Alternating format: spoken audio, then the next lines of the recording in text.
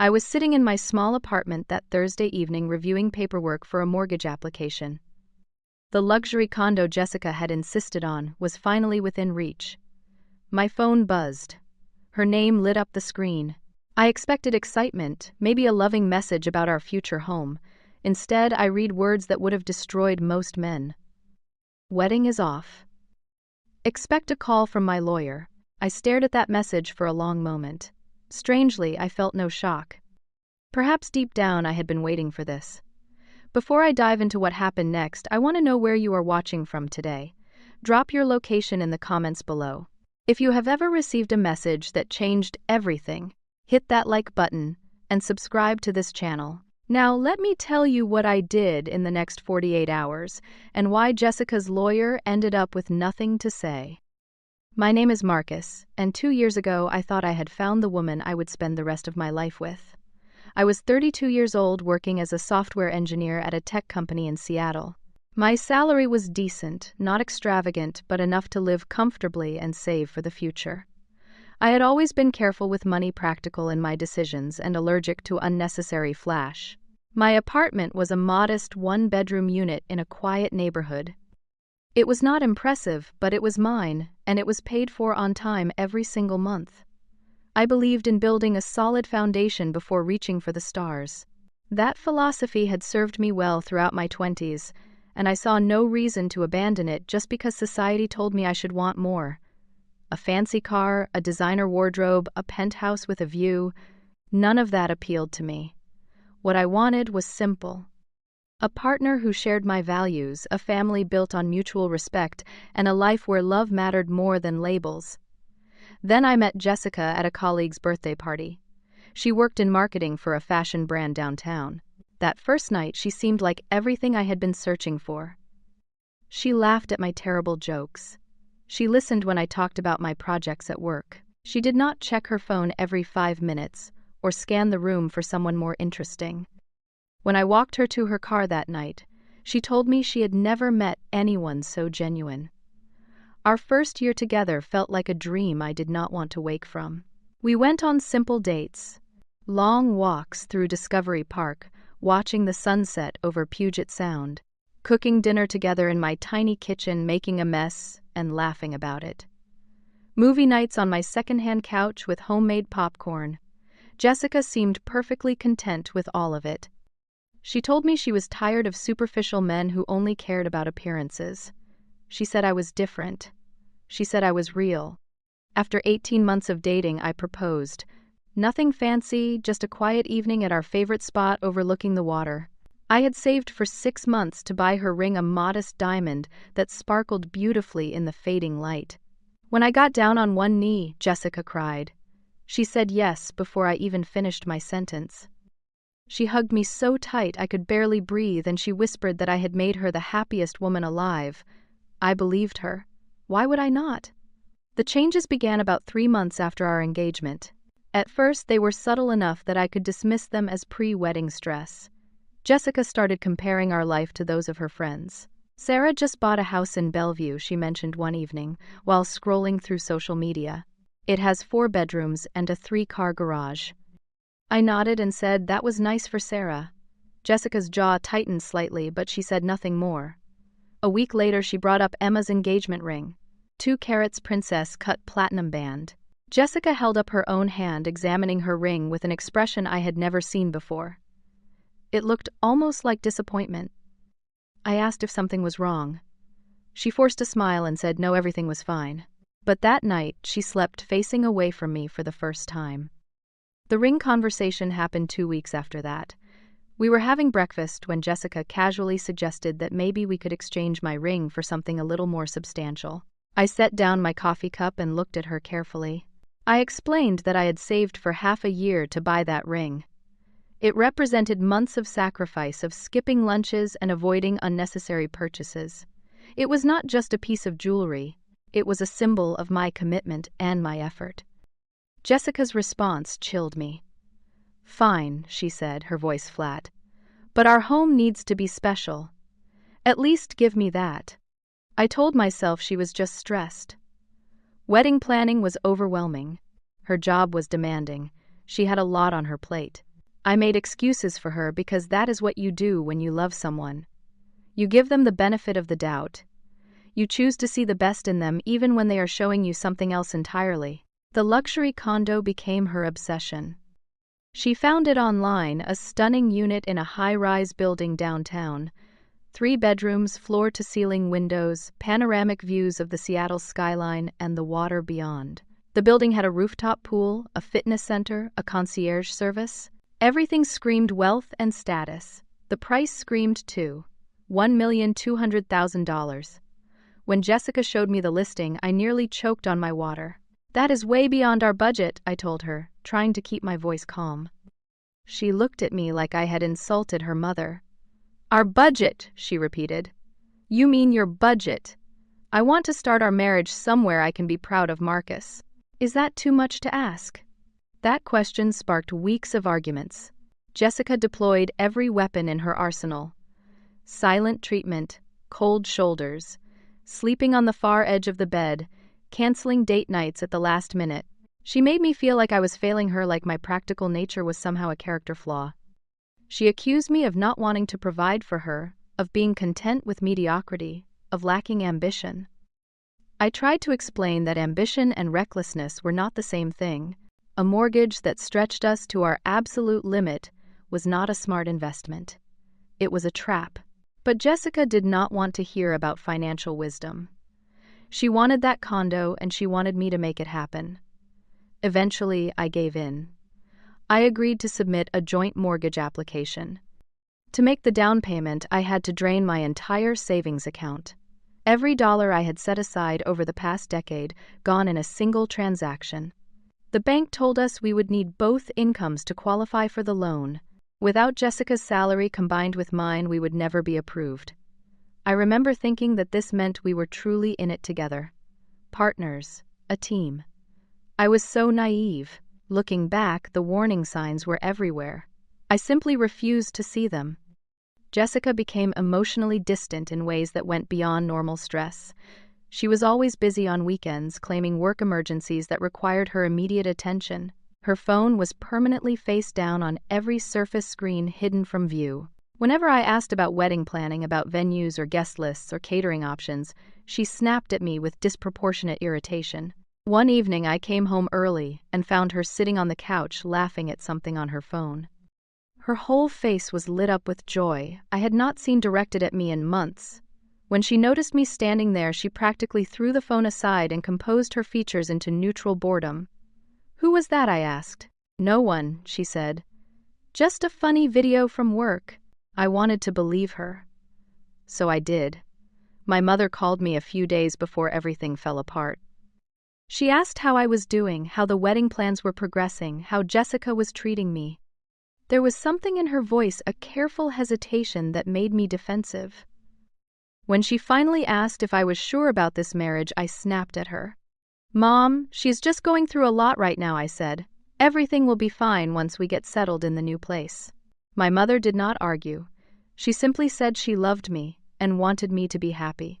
I told her I was happy and ended the call feeling irritated. Now I understand she was trying to save me from myself. Mothers always see what we refuse to acknowledge. That Thursday evening, I sat alone in my apartment with mortgage paperwork spread across my kitchen table. The bank had indicated that approval was imminent. By Monday, we would officially be on our way to owning that luxury condo Jessica dreamed about.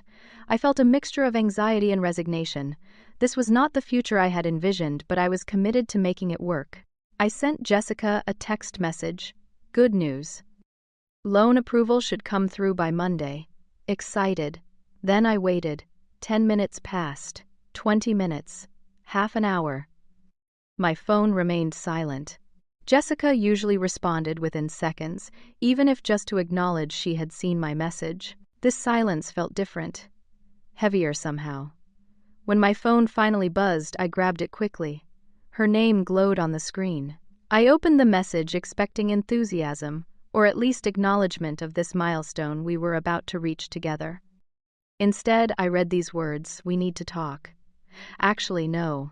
Wedding is off. Expect a call from my lawyer.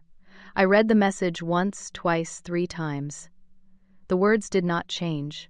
They sat there on my screen, cold and final, offering no explanation, no context, no room for discussion, just a guillotine dropping on everything we had built together.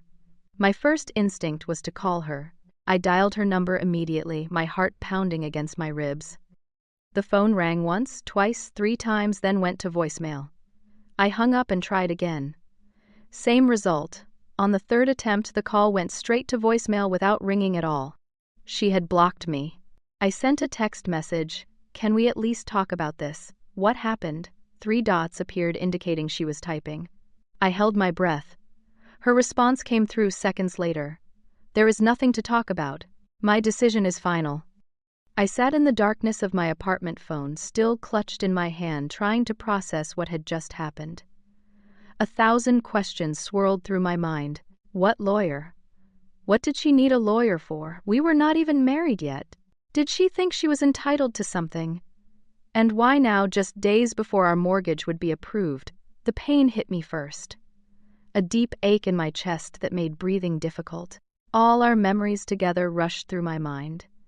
The laughter, the whispered promises, the plans we had made. I thought about the engagement ring she wore, the one I had saved so long to buy. I thought about the condo, about my empty savings account, about the future that had just been snatched away. Then something unexpected happened. The pain began to shift, transforming into something else entirely: clarity. I started replaying the past several months in my mind, the emotional distance, the constant criticism, the comparisons to her wealthy friends, the way she manipulated me into agreeing to that ridiculous mortgage, the phone always face down, the weekend disappearances, the irritation whenever I tried to connect with her. A picture formed, and it was not flattering. I realized I had been fighting to save a relationship that was already dead. I had been pouring my energy, my money, my heart into someone who had already checked out. The woman who said yes on that overlook, the one who cried tears of happiness she was gone. Maybe she had never really existed at all. Sitting there in the dark, I made a decision. I would not chase her. I would not beg for explanations or plead for another chance. If Jessica wanted out, she could have her wish. But she would not take everything with her. I stood up and walked to my laptop. My hands were steady as I logged into my bank account. The mortgage application was there, still pending final approval. I was listed as the primary applicant with Jessica as the co-applicant. According to the bank's policies, the primary applicant had the right to withdraw the application at any point before final approval. I called the bank's after-hours customer service line. A representative answered on the third ring. I explained my situation calmly, without emotion. My engagement had ended unexpectedly. I needed to withdraw my mortgage application immediately. The representative paused. Are you certain, sir? Our records show you were very close to approval. If you withdraw now, you will need to start the entire process over again should you change your mind. I told him I understood, and that my decision was final. 15 minutes later, a confirmation email arrived in my inbox. The application had been withdrawn. My name was no longer attached to that luxury condo. Whatever happened next was not my problem.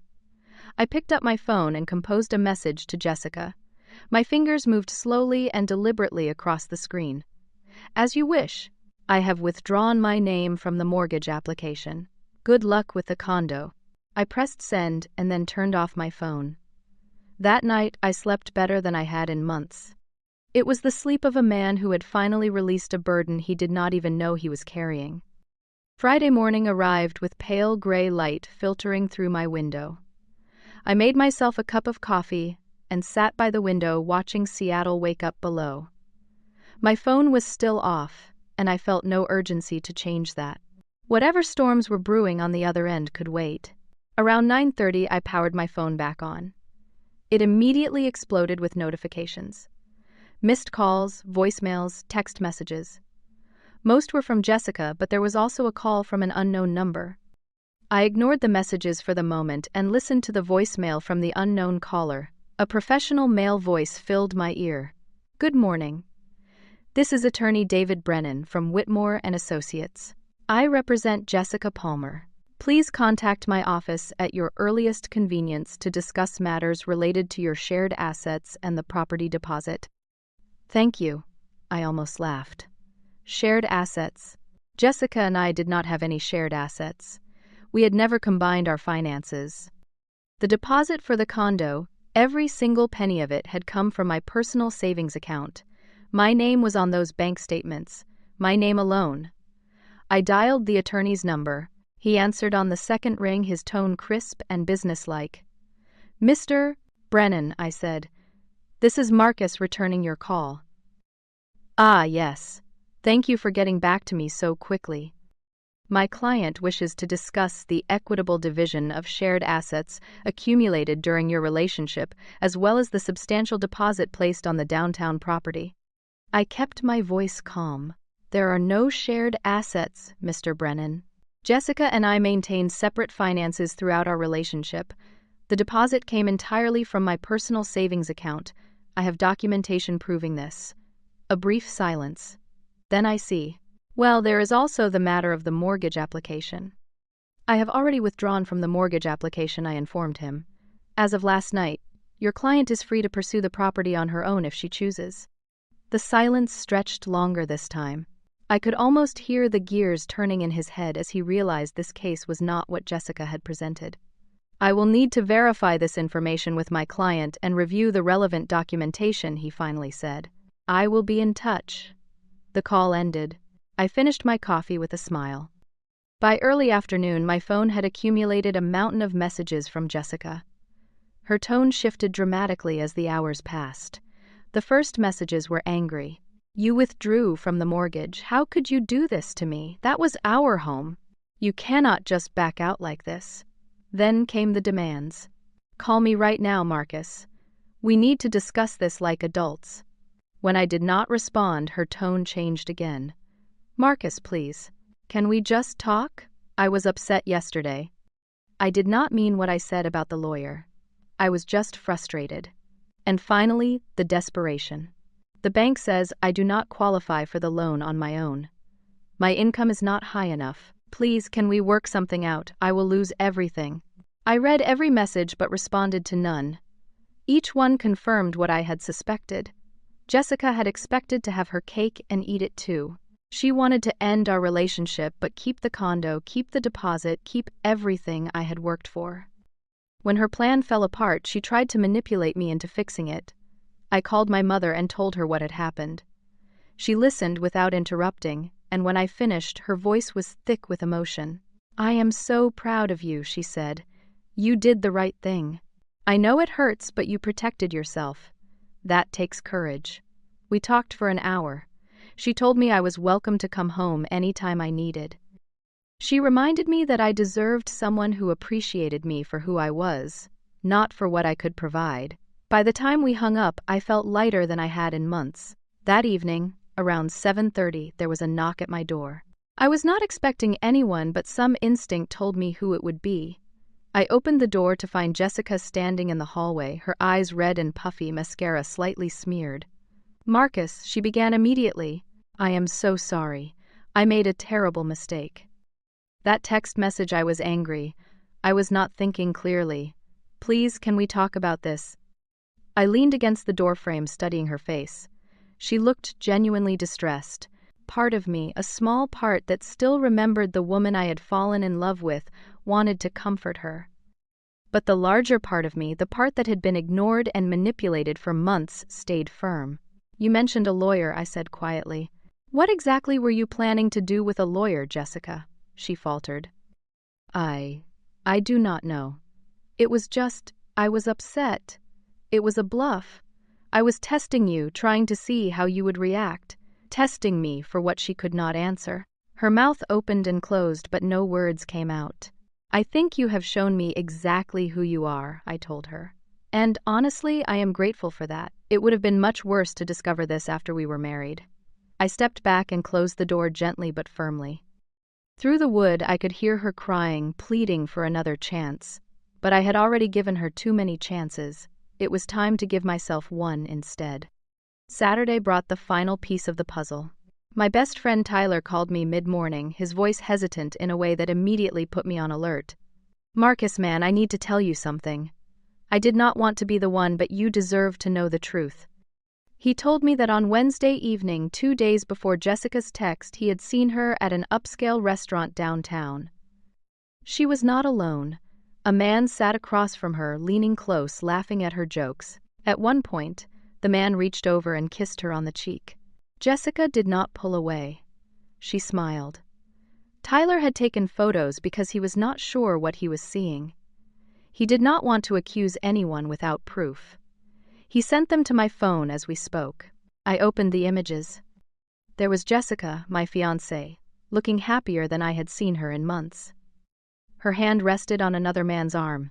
Their body language spoke of intimacy and familiarity.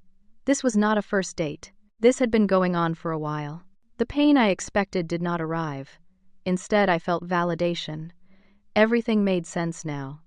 The emotional distance, the criticism, the eagerness to secure the condo, the sudden text demanding a breakup.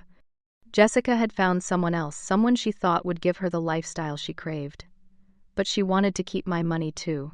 She wanted the deposit, maybe even leverage the mortgage somehow. Her plan had been to leave me with nothing while she moved on to her new life. I thanked Tyler for telling me. He apologized for not saying something sooner. "No," I assured him. "You told me at exactly the right time. When I was ready to hear it." I sat with that knowledge for several hours, processing everything. Then I made one final call. Jessica answered immediately, her voice eager. "Marcus, are you ready to talk?" "I know about him," I said calmly. "The man from the restaurant." Wednesday night. Silence stretched between us. When she spoke again, her voice was shaking. "Who told you?" "It is not what you think. We were just having dinner. He is just a friend." "It does not matter anymore," I interrupted. "I am not calling to argue or to accuse you of anything. I just wanted you to know that I am not angry. I am actually relieved." She started crying again. "Marcus, please. I made a mistake. He means nothing to me. I chose you. I want us to work things out. The condo. I cannot afford it alone. I will lose the deposit. I will lose everything." "The deposit was my money," I reminded her. "My savings. You wanted to leave me and take everything I had worked for with you. That is not how this works." "What am I supposed to do now?" she wailed. I took a deep breath. "That is not my problem anymore. Goodbye, Jessica." I ended the call and blocked her number.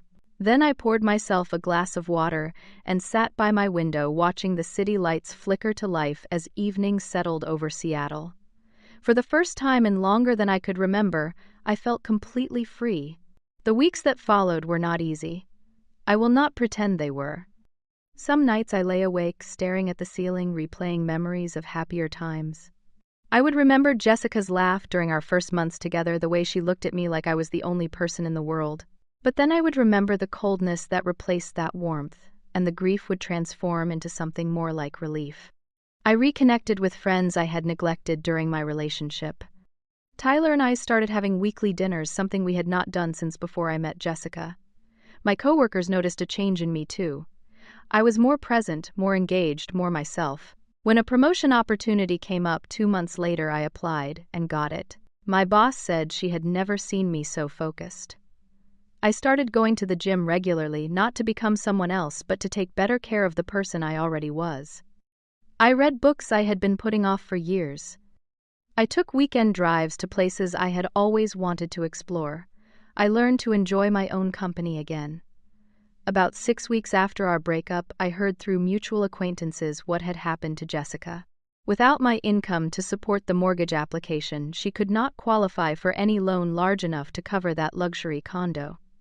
The developer eventually withdrew the unit from her, and she lost her claim to it entirely. There was no deposit to return because she had never contributed to it in the first place. The money came back to me, every cent of it, once I provided the bank statements proving sole ownership.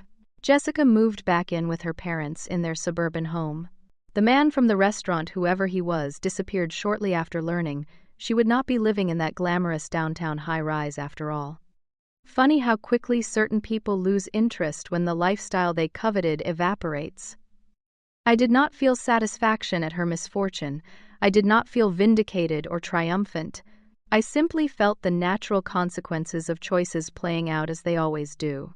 She built her plans on someone else's foundation and expected to keep the house after kicking out the builder. That was never going to work. These days, I still live in my modest apartment. I have more money in savings than ever before thanks to that return deposit and my promotion. But more importantly, I have peace. I know my own worth now in a way I did not before. I understand that love should add to your life, not subtract from it. The right person will build with you, not demand that you build for them while they plan their escape. Sometimes I sit at my favorite coffee shop near Pike Place Market, watching the world go by outside the window. I think about everything that happened and everything I learned. The biggest lesson was this: sometimes the people we love most are the ones who show us the least of who they truly are. And sometimes a text message that feels like the end of the world is actually the beginning of your real life. Do not be afraid to walk away from something that was never meant for you. Do not let anyone make you feel small for being practical or cautious or careful with your heart. Those qualities will serve you well when you find someone worthy of them. That night, as I sit in my quiet apartment with a simple cup of coffee warming my hands, I realize I have everything I need. And somewhere out there, someone is learning the hard way that you cannot build a future on someone else's foundation while planning to kick them out of it. Now, I want to hear from you. Have you ever had someone reveal their true character right when you needed to see it most? What would you have done if you received a text message like that? Share your thoughts in the comments below. If this story resonated with you, please give it a like and share it with someone who might need to hear it today. Do not forget to subscribe and hit the notification bell so you never miss another story. Thank you for listening all the way to the end.